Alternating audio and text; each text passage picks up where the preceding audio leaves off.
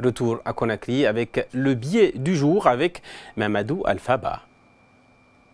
À vouloir le beurre et l'argent du beurre. Après sa promotion, ne devrait-il pas laisser les autres suivre aussi leur chemin? Depuis un certain temps, le flambeau brûle entre l'ex-directeur de la cellule de communication de l'Union des forces démocratiques de Guinée et ses responsables. À travers ses sorties médiatiques depuis sa nomination au gouvernement, ce cadre est soupçonné de ne plus défendre les intérêts du principal parti d'opposition sous l'ère Alpha Condé. Finalement, Ousmane Gawal Diallo a été exclu de sa formation politique.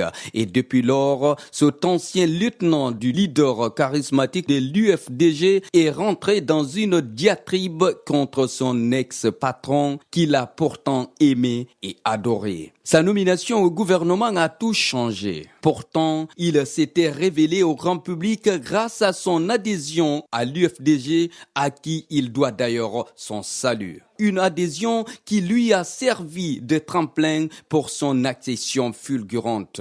C'est lui qui a longtemps chanté les louanges de ce parti et de son premier responsable se retourne aujourd'hui contre cette entité et ses dirigeants. Est-il le seul acteur politique dans le gouvernement? Ne donne-t-il pas raison à ceux qui l'accusaient d'avoir présenté des excuses au professeur Alpha Condé pendant sa période de détention et qu'il était en même temps prêt à le rejoindre? En politique, on est toujours remplacé par des incapables, dit-on. C'est pourquoi alors rien ne m'étonne et rien ne me surprend en politique.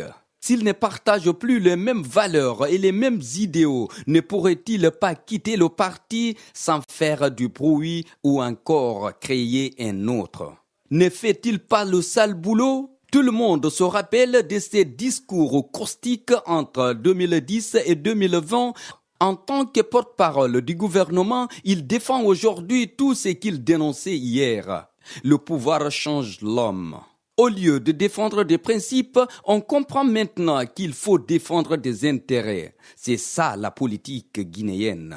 L'ex-porte-parole de l'opposition républicaine avait également joué le même scénario une fois au sein du gouvernement. Il devrait demander des conseils à l'ex-vice-président de l'UFDG avant de se jeter dans cette bataille. Denis Diderot disait « Je puis tout pardonner aux hommes, excepté l'injustice, l'ingratitude et l'inhumanité ». Emmanuel Kant lui renchérit que l'ingratitude est l'essence de la bassesse.